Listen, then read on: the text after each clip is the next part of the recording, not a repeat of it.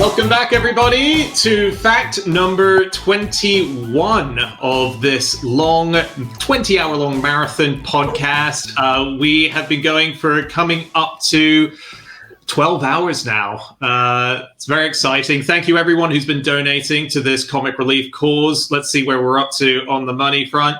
We're on £78,000, 298. Thank you so much. That is such an awesome amount.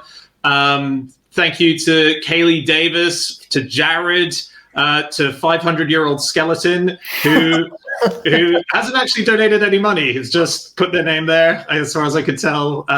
Thank you to Tim, Michelle, David. A lot of Anonymous. Anonymous is very generous tonight. Thank you so much. We really appreciate it. And but let's keep the money coming in. This is all going to such an amazing cause. There's so much money that's needed at the moment as a result of this pandemic. And if you can spare any pounds at all, please do for this. It's so worthwhile. All right, we're going to get on to our next fact now. So we are going to do fact number 21 of the show. So excited to see our next guest come on this show. We're all massive fans. You'll know her stuff. She absolutely changed the landscape of stand-up comedy with her show Nanette, and Douglas is doing exactly the same. Please welcome to the show, it's the wonderful Hannah Gadsby. Hey. Hello. Hello. Yeah. Hi, Hey, how you all holding up? Yeah, great. Is Douglas just fresh. another person that Dan was plugging, or is Douglas is the name of your following show, isn't it? Yeah. Cool. Yeah. My friend Douglas is also doing really well. Check. Oh, thanks for being Douglas here. is actually my dog. Right. Okay. Is that real? And- Oh no, I can't tell. Me neither. Yeah. No, that's a dog made of crayons, It's been a long night. and he's on a shelf. Just seems very well trained. Yeah. Is Douglas really your dog? That's what you meant, right? Yes, Douglas is also an animated, fleshy situation that is not wax. That's my Madame Tussauds, Douglas. Got it. I'm so confused. So is Douglas? I know. Douglas is a Hello? real dog in as well, right? That's what we're. Yeah, absolutely. Okay. What was saying? James has stormed out in protest about the confusion. And I'm not going to show you him. He's not here. But I wish I had the real dog, because it might relieve some of your confusion. Because you're not. I understand. Hannah. I can see that, Andy. But to the left of you, a lot of confusion. I think it was the moment where you said that he's an animated, Yes. but then fleshy. Oh. That really confused people, because you've already mentioned the drawing with the wax thing. And then, It was anyway. Drawing. animated. It's not, Oh, sorry, it's not a cartoon dog. No, Oh, there goes Andy. Now Yeah. Like I'm alone. So alone here. So, Hannah, can you take this from here? It's just another 15 hours. Yeah, no problem. It's not fresh. What time is it here? It's only. It should be 2:15. 2:15, yeah. All right, well, let's kick into your fact then. So it is time for fact number 21, and that is Hannah Gadsby. Yeah. Oh, blood and bone. Oh, wow. It A was 50. sinister warning there. And a mysterious one. I thought she was explaining what her dog was made out of. It did sound like a potion that you would say. Oh, I'm back. Hey. Hey. Sorry, don't know what happened Hannah, there. that was the most incredibly eldritch thing. You just said blood and bone and then vanished. It was really... Yeah, I'm a witch. Blood and bone. I've been doing a bit of gardening during the pandemic, and blood and bone used to be made out of whale remains. What? Can you tell people who don't do much gardening what blood and bone usually means? Blood and bone. Like, it's literally bones and blood of squashed up, mashed up. It's a fertilizer. It's a fertilizer, yeah. right? Okay. Oh, you said, what is that? You said, I took that question literally. So what does it do? It's a fertilizer. You went too literal. Yeah. There isn't, like, I went to a nursery, and it was a nursery you could take your dogs to. So I had one of my dogs with me, and he just sort of, I lost track of him, and then I looked down, and he was just like rubbing himself all over a bag of blood and bone, just like, like being really sexual. And not really. It wasn't. Anyway, it was just a little like. And so I got to like what is in, and now it's sort of the remains of animals we don't care about. And back in the day, it used to be whales. That's part of what they used the remnants of whales for. And I come from a whaling family, which is, yeah, I didn't necessarily know that. It was back in the day. I also come from convicts that I don't want to upsell my heritage here. Like were the convicts on your mum's side and the whalers on your dad's side, or is that how it worked? Or no, there's a bit of crossover. Like I am double. The Venn diagram of criminality is. So is this Tasmania? Is this all in Tassie, right? Yeah. So I've got murderers, and a lot of Australians who so the story is that it's just like stole a loaf of bread on the wrong day and ended up in Australia. It's like, nah, there's some stabbies in mine. But there is good on you. Own it. Just own it. Yeah. Well, what can you do? I mean, there were like one of them in the records, Elizabeth Stock, she came out because the records are quite thorough. So family history is quite easy to a certain point in Australia. But then you do realise that there's a lot of editing that goes on. They edit out the sort of rougher stuff, and you're just like, that's not the whole story. And I saw for real my dad doing that because he's got to the age where it's either Facebook or genealogy or the horrible combination of both. That's what. But my dad doesn't do Facebook. He doesn't like. He tried it for a bit, and then he said, "But people just kept asking to be my friends." I don't like they're just little shits I used to teach at school. They're not my friends. So he got into family history, and this convict, Elizabeth Stock, her name was, my great something or other grandmother. She was listed. She was 5'6". She had a scar on her forehead. Like Harry Potter, the way you did that scar there, wasn't it? Yeah, I know. That's the only forehead scar you can get. Yeah. And so, and she was like a housekeep, I guess, and stole from her people. So, just enough silverware to be sent to Australia, but not enough to be killed. And that was generally on all the records. You see it like it's a certain amount of money. So obviously judges are going the same amount. It's just like one demerit below the death penalty. So they round it down. Anyway, so she's over, and she was listed as her occupation as cook, clean, prostitute. Cool. So that's a good service. It's a full service, isn't it? Triple threat. Triple threat. That's exactly right. Yeah, the talent comes from somewhere. And my dad, in putting together our family history, decided the third wasn't relevant. And so it was sort of like in this edition, he said to us, like, this is, I put it together and I've put it back in. I said, that's important. Yeah. I want it known that I'm from sex working heritage and a sperm whaler.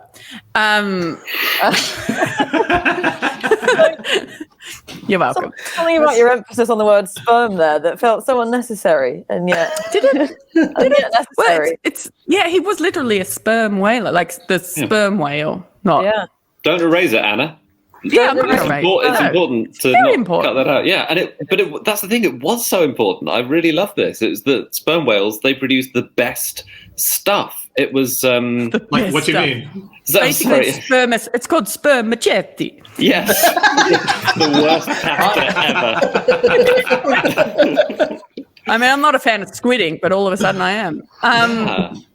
So spermaceti, and basically that's the stuff. Like, sperm whales have massive heads, the biggest brain of any creature apparently that's lived on Earth is a sperm whale, and in it there's this like tub, we'll call it a tub, of spermaceti, and and it was used. It's very important during the Industrial Revolution, processes. So it was used for lighting street lamps. Like one of the best uses for that. Also, like lubrication in mechanics and things like that. Pocket watches. Pocket watches? Yeah. Because it's like spermaceti is like wax, isn't Having it? a whale of a time. Oil. I've been, but it's also not untrue. A good pun, but not untrue. I hope they use so that in it's advertising. yeah. So in my mind, I'm like, so my a rough history, my family history, pickpockets, and then sent to Australia to get the stuff that lubricates the watches. It's a shit Lion King. That's my circle of life. But anyway, so I have they sort of like so of course like the convicts and ruffians that populated the early part of my family history clearly sort of worked their way up, and I have a relative who became a master mariner. Spermaceti mariner. Anyway, he originally whales were caught on shore, and they were like southern right whales because they come up the river, so you just sort of shoot your harpoon out, and then they built bigger ships and would go out and hunt for sperm whales. They're the deep sea situations. Interesting. I'm doing all the work. I love it. Interesting sub fact. The guy who wrote Moby Dick spent some time in Australia on these vessels. So that's Herman Melville. Okay. Yeah. That's interesting. Right. Do you know those the spermaceti we're going to call it, I think. But spermaceti. Do you know that they used to make margarine out of it? You can make margarine out of any kind of fat. But in the 60s, 17% of all the margarine sold in the world came from whales. Wow. That's in the 60s. That's not that long ago. So recent. Whaling only stopped in Australia in 1978. Right. Wow. Sorry, go on. Well, it's so weird hearing about the industrial processes which we think of as part of the modern world, and then you hear about the wooden whaling ships which are carrying out the processes. So, like you said, pocket watches, sewing machines, typewriters, guns, all of these things functioned at least in part on whale oil. And yet at the other end of the time when the whaling industry got going, Benjamin Franklin liked sperm whale candles because they were smokeless and odorless. The spermaceti produced the best candles. They apparently are the greatest, finest candles ever to have existed on the planet. Really? We now don't have any more for very good reasons, but they were apparently really good. Smokeless fuel has always been trendy. Yeah. Hannah, did you feel a connection when you discovered that this fertilizer you've been using has the whale? Did you feel like your ancestors? It doesn't have it anymore. It doesn't have it.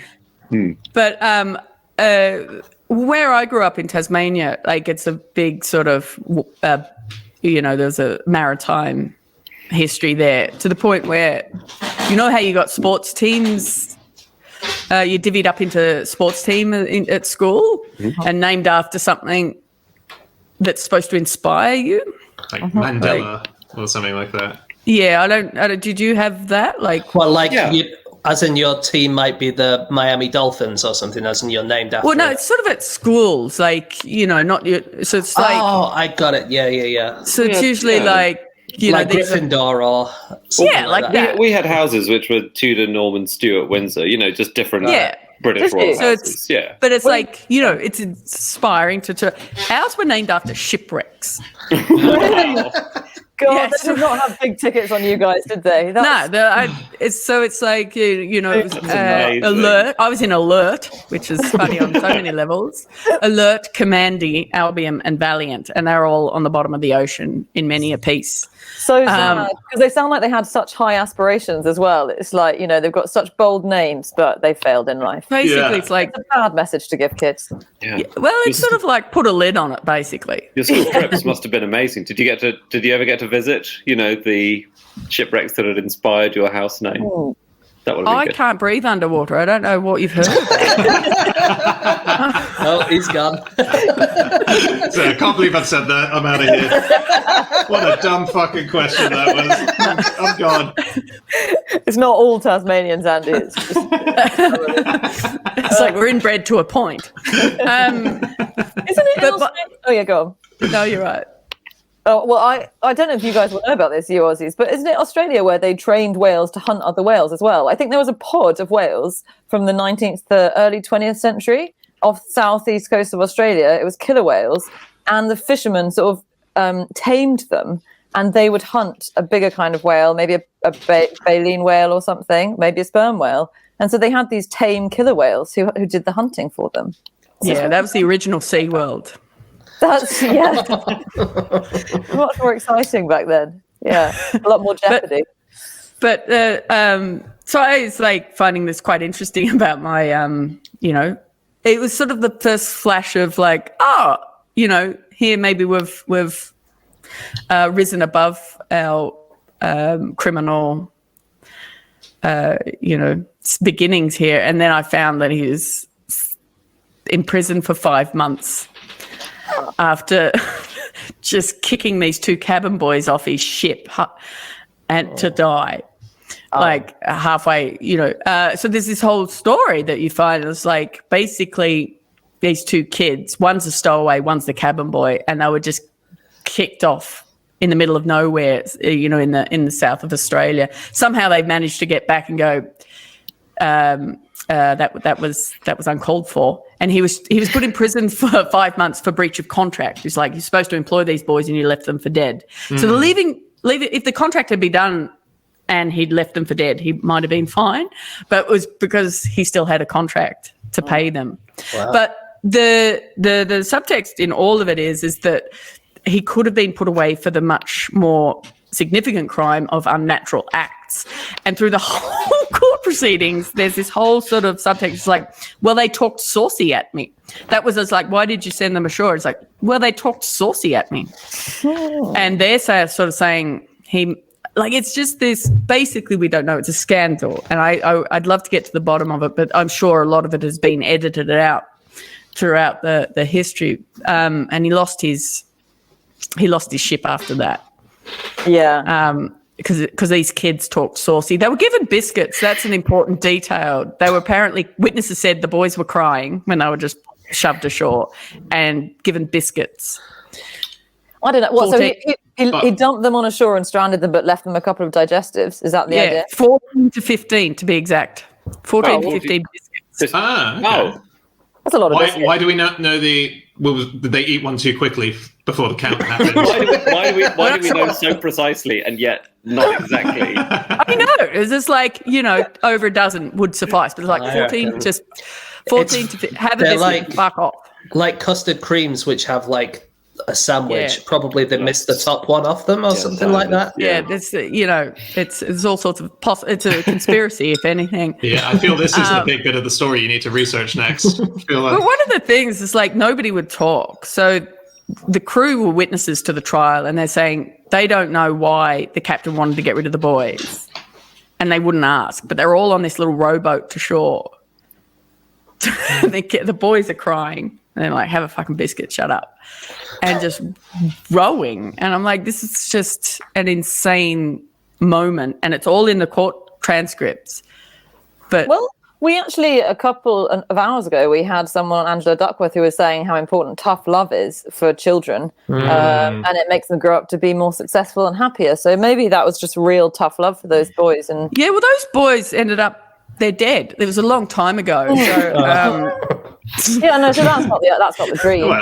Yeah. Probably needed 15 to 16 biscuits. Yeah. One of them couldn't go to court because he'd been beaten up.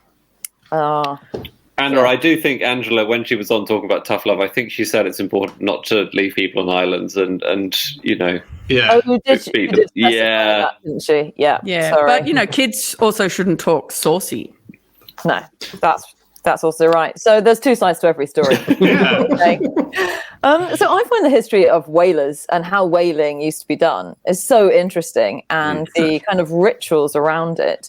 And it usually is that they were treated with a lot of respect, so it becomes quite a spiritual thing. So like indigenous Alaskan whalers would always give whales that they'd killed food and drink, and it was very much like couples would go whaling, so there'd be a husband and wife whaling couple, and it was thought to be the woman who attracted the whale, so the whale would come for the woman, the male Spermaceti.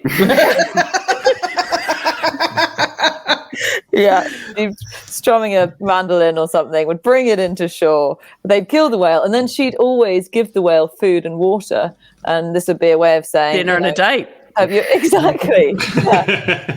And then she had to cut off its head as well. She has to give it the water, cut off its head. Really? What's the guy doing in all this? Yeah, that just sounds like outsourcing. He's laying the table. He's a very busy, important bit of the procedure. Yeah. He lighting the candles made of their cousin. Can you hurry up with that head chopping? I need the candle for this lighter. I have to say, that does sound like a two-person job, cutting off the head of an entire whale. It does. Yeah. If you're the husband just standing by with his arms folded watching you do it, you'd be resentful, wouldn't you? That's true. Sorry, lost you there. You know, marine parks, which sometimes have whales, they keep. Do you know how marine parks masturbate killer whales? No, Andy. Do you know I don't? Again, I don't know what you've heard about me, Andy. I mean, it feels like you would just have to flip them over and then it would be obvious what to do, wouldn't it? No? Well, the traditional method is to use a cow's vagina. Traditional. Either real or artificial. And I think if you're using an artificial cow's vagina, why don't you go the whole hog and use an artificial whale's vagina? But I guess they don't make artificial whale's vaginas, so... Well, there's a gap in the market. A small one. There's a market for gaps. I think it's a pretty big gap. This is just the extraordinary. But that's the old-fashioned method. They don't do that anymore. But they used to. They used to fill it with hot water, like a kind of hot water bottle, and then use that on their killer whales. Well, what do they do now, Andy? These days, I'm just finding it in my revision. You need James. You're absolutely right. You get your male killer whale to roll over, and then you stimulate around, working your way in towards because the whales keep their penises in a slit, and so you're working your way in towards where the penis lives. So do I. Does this work on you as well, this method, or is that... You work your way in, and apparently you need to bring another whale in, normally another male, actually, which helps to stimulate the male that you're trying to stimulate. If you have another male nearby, that somehow helps to produce a bulge. And really? And then you have some food rewards later on if it all goes according to plan. So all that time pissing about. There's so much. There's so much in that you don't even have to say it, do you? Like, it's just all the jokes. They're there. Let's not say them. Absolutely. Do you know how sperm whales have sex? Oh no! Oh no! Well, I learned this at the Penis Museum in Reykjavik. They said that basically you have a whole bunch of males, and they all fight to see who has sex with the female first, and then whoever wins. It's really weird. Whoever wins the fight has sex first, and then the other males will have sex afterwards. But the loser often. Sorry, go on, Hannah. What if the woman wins? Well, in this battle of life, think about that, did you? The woman always wins. It's not in the Dick Museum.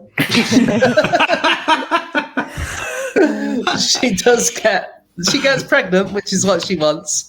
But the interesting and weird thing is, according to this museum, it's the loser who often gets to sire the child because he's the last one to have sex with the female, and often it washes away all of the other sperm inside of the sperm whale. Crumbs. Spermicide. Who's the winner? Sperm sire. Spermicide. That's what. Yes. Yeah. But then why haven't male sperm whales evolved to be bad at fighting? It's weird, isn't it? I'm not sure. Maybe they have. Yeah. Maybe. I like the escape mechanism that sperm whales use, possibly in fights. Wait till you hear it. This is an exciting thing. And this has been photographed by divers, and it's a rare event, but presumably they do use it. They create, if it's sort of, I need to get out of here quick and I need a disguise, they create what's called a punado, where they have a 30-meter wide bowel movement that erupts out of them, creates a blanket brown everywhere so that they can just slip off and get out of there while you're in the excrement searching for the sperm whale. So that's their escape mechanism. We've only seen it a few times, but that's where the phrase "a shit ton" or a shitstorm. Yeah. Yeah. It's a good trick. You know, Dan, I don't like that fact. I called that wrong. Yeah, you misread this room. I've got that written on my page. I've circled it. Hannah's going to love this. Okay, all right. That's a problem. Never had that response before, and I think it's important people are more honest with us. Doesn't like it. Fair enough. What about the fact that whales? Yeah. Has every fact evolved into shit and cum? Like, is that? No. Like, I know I set it up with spermaceti, but like, 'cause I've watched a few of these, and it does like always end up with an interesting penis fact. Or vagina sometimes. There's, I think. Well, we got both today, which was great. You've got the full whammy. I've got a leg fact. Oh, yeah, nice. They don't have legs. Actually, Hannah, I'm afraid to tell you they do have legs, as your whaling ancestors could have told you. Whales have legs. Really? For a really short period of time. In the womb. I just find this so cool. So, whales evolved many, many millions of years ago, evolved to walk on land, or sea creatures that started walking on land, walked on land for a while, didn't like it, went back into the seas about 50 million years ago. So they lost their legs, but not totally. So when whales are fetuses, they just grow some legs, some fetus feet for a while, and then they just retract slowly because they realize they don't need them because they're going to be born in the sea. Isn't that cool? So that when they retract, it's probably the wrong word for it. I don't want you to imagine something sort of winding back in. Yeah. There's a protrusion, a leg protrusion that sort of. So when they're masturbating whales, is there a chance that they get the wrong bulge? I think by the masturbation moment, and I just want to make clear that you did raise it this time. The legs have gone. There's no confusion. I'm reading the room. That's what this is. I really like this new game that we're playing of it is a fact, but does Hannah like it? There's Jeopardy for the first time in 12 hours. I'm really excited I like about this what leg we're saying. fact. I like this leg fact. Who else? I've only got dick facts, so I'm gonna sit out. I'm not saying they're bad, but they better be good. I've got one that's non-penisy.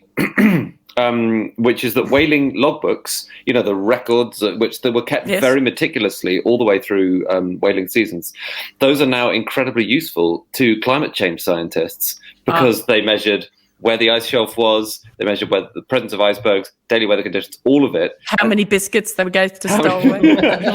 14/15 biscuits remaining. What has happened? They had to cancel the whole trip.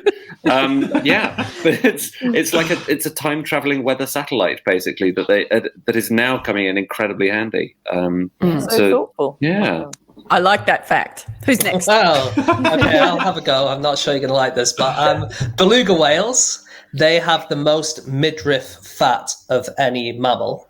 And they have special muscles that can move their love handles up and down, and it helps them to go up and down in the water because it's like more buoyant. That is a great fact. Yes! Yeah. Come on, Dan, you can do it. Well, I've only got my dick facts, so... It's okay. Some of your dick facts might be okay. Okay, all right. Well, this is an old one that we did on the podcast, but any time that you've seen a depiction of a sea monster coming out of the ocean, is it the Kraken? Is it so on? There was a scientist, or rather, I guess maybe a historian, who looked through all the pictures that we have of people claiming to have seen sea monsters and worked out that it isn't a sea monster. It is, in fact, grey whale penises. And it's because grey whales mate at the surface of the sea. And there's always two males, but it's one male and one female having sex while the other penis just flails in the air, just waiting for that to finish. And that's why. And so most people who think they've seen a sea monster, they've just seen an orgy. So it's not a kraken, it's a kraken of fat. I don't like that fact. I know. I didn't think you did, but I'm glad you were able to. I do actually. That's an interesting. Oh, this is a whole new format. It's got legs. Hey, there it is. Hannah, we're going to have to wrap up. I can't believe the time has passed so quick, but thank you so much. Thank you so much for coming on. Thank you. Well done. Your Who Do You Think You Are is going to be such a boring episode when they're going, did you know? And you're like, yeah, knew that. Yeah, on top of that. Yeah, virtually everything. But no, thank you so much. And I know you're about to start gigging again in Australia, so that's exciting, seeing the world turn back to normal over there. I really hope you guys get somewhere close to here soon. It's not been an easy year, but congratulations on this. You're raising an amazing amount of money, and I good luck staying awake. Oh, thank you. It's so lovely seeing you.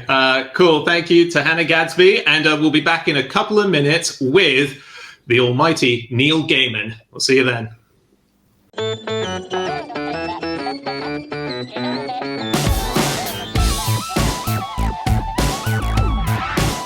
Hey everybody, we hope you enjoyed watching that video from our 20-hour-long No Such Thing as a Fish comic relief marathon. There are plenty more videos to watch, but before you watch them, we're going to ask you to donate to the cause that we did this for. Go to the link below and you will be sent to comicrelief.com/fish, where you can donate and help change lives. Donate now.